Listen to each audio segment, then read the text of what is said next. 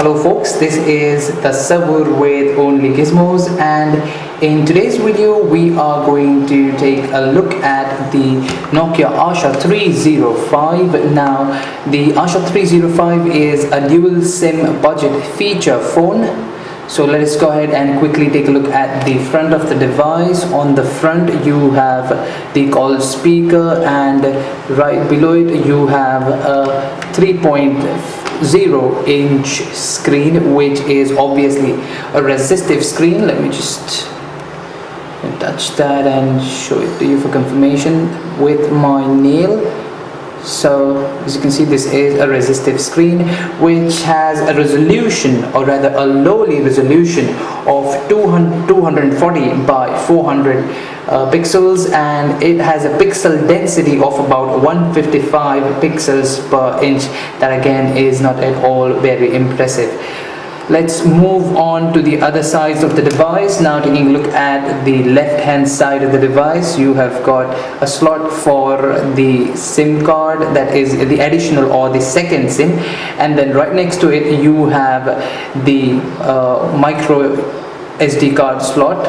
Taking a look at the top of the device, you have the 3.5mm jack here, and right next to it is the micro USB slot, and the next would be the pin charger slot. So that was the top of the device. Now taking a look at the right hand side of the device, you have the volume rocker keys here to adjust the volume, and right next to it is the lock button for the screen, and right next to it is a small slot for peeling the back cover. So that takes us to the back of the device. On the back you have a 2-megapixel camera, and right towards the bottom you have the speaker grill. So there was all the sides except for the bottom. So on the bottom you have the mic for your calls. So that was all about the body of the Nokia Asha 305. Now as you can see here, the design is not really bad. It in fact looks decent. The device has rounded curves, and it's accentuated right at the bottom and the top corners, and with this glossy plastic finish, it might appeal to some, but then it really is far from being a classy looking device, to say the least. But with the price category that this device falls under, I don't think there is much reason to complain. It is also very light at 98 grams and feels compact in the hand. So overall it is a good design from the pricing perspective, though it is not something which would please to the eye, or we cannot call it an attractive design, but still it does the job. Does a more than decent job in fact. Now talking about the internal specs or internal memory on the device, it has a 10 MB internal memory along with 64 MB ROM and 32 MB RAM. Now the internal memory can be increased up to 32 GB, and it comes with a 2 GB micro SD card included. Talking of the connectivity options, there is no 3G, no Wi-Fi. Those are pretty big minus points for me personally here. And you obviously have the option of GPRS, Edge and Bluetooth connectivity. So that was overall about the body of the device. Now let us move into the UI. So the first thing that you notice here is that for unlocking the screen you have to swipe, or you can rather swipe it either on the right hand side or the left hand side. So that is something you have seen in, or we have seen earlier in Migo. So the UI has been completely refreshed, perhaps one of the major reasons being that the Android phones are getting pretty cheap these days, and they are certainly getting into the territory of the feature phones. So when swipe this down, you get this notification shadow, I would say shade rather, which gives you quick options for toggling between your dual card SIM settings, and also connectivity or Bluetooth options, along with the ability to adjust play, quickly access your music list or call or write a new SMS. So overall, we like this Android like implementation here, and also the Migo like swipe to unlock screen. There are 3 home screens here, with one is for quick access to specific apps which you can set. This is the app drawer obviously, and towards the right hand side you have the shortcut for calling people, so you can change it to perhaps listening to your music player as well, and other shortcuts that you would like to have in the home screens. So that was about the home screens. Now the UI is not really very smooth to use, and this fact is exaggerated by the resistive screen here, which is not really very impressive to use, and as a result you might end up a lot of times accidentally opening a lot of apps, which might frustrate some. But there are some good things about this UI as well. Let me just show you about the keypad specifically. It has this T9 keypad in the portrait mode, but when you take it to the landscape mode, you have got this decent QWERTY keypad, which we had no problems typing it. It's absolutely easy to use and quite accurate to our surprise. This being a 3.0 inch screen, we were expecting it to be a lot difficult to type on this screen, but then hey, we were completely surprised. So that was one of the pleasant surprises we had on this device.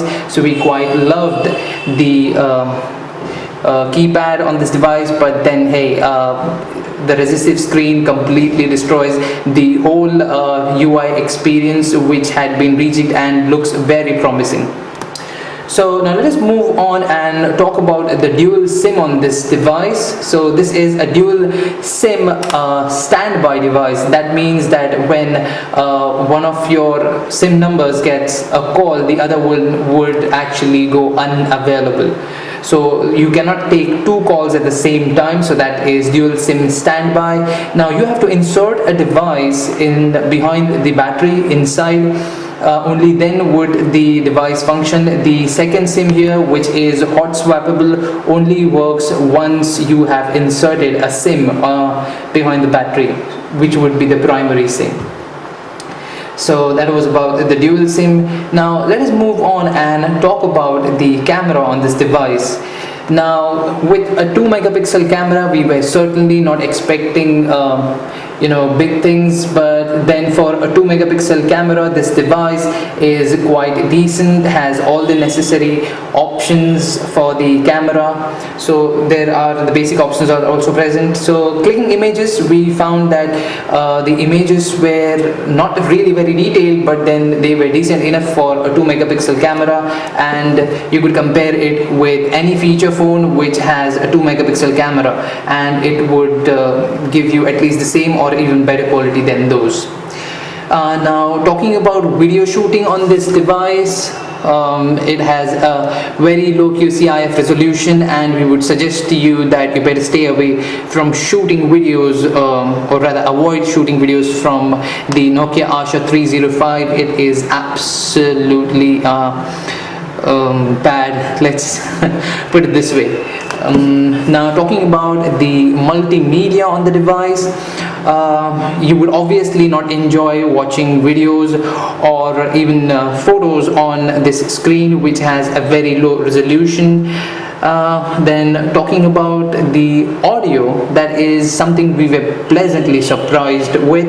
The inbuilt speaker on the device is pretty loud, and I mean it's actually loud like the Chinese phones, but then the quality is not really that bad, and it's only at full volume that you would hear any kind of distortion. Otherwise the music is pretty good at volumes of about 80%.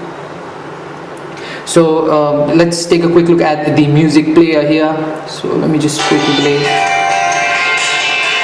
So we like the music player here, and it has options for your all overall library, so you can see all your albums, artists, all the tracks, and then and then it also allows you to create playlists, so that is also an interesting feature. Now let me just quickly get here. So it also has the equalizer settings, all the basic ones, so that is also there. So basically the music player is easy to use, and the music experience on the device is pretty good, and something we weren't actually expecting. The inbuilt speaker is also pretty loud and clear, along with the earphones, which as always are decent enough to use on phones. Now let us move on to the battery on the device. So we'll speak about the battery first. We were very impressed with the battery life on the device. It easily would last you about 1.5 days, even if you are using the device aggressively on calls, listening to radio or say to music continuously. We were easily able to pull off a day from this device without even having to think about charging it. So it has a 1110 mAh battery, which works impressively for the device. So charging would never be a problem on this device, or battery problems is a non-existent issue as always on the Nokia feature phones. And the last thing that we would like to talk about is the call quality here. The the call quality is quite decent, and it's loud enough for you to hear what the person in the front, it's loud and clear enough to hear what the other person on the other end is saying. But some of the callers actually complained that they were not able to hear us clearly, so maybe there is a problem with the handset that we are using, or perhaps actually these phones, they do have a problem. So that was about the call quality. Overall we are satisfied with it, except for a few niggles that we experienced with some of the callers complaining. Now to conclude, we quite like the design of the device, which goes with the price segment that this device falls in, being a 5,000 rupee smartphone. The camera is decent enough, but the biggest qualms here remain the fact that this is a 3-inch resistive screen along with a low resolution. Also the UI lags a bit, which has more to do with the resistive screen, but also it has a very low RAM, or low power under the hood, which is something which doesn't help the excellent UI that Nokia has worked upon on this device. The battery is good, and multimedia is okay, with the music player being decent.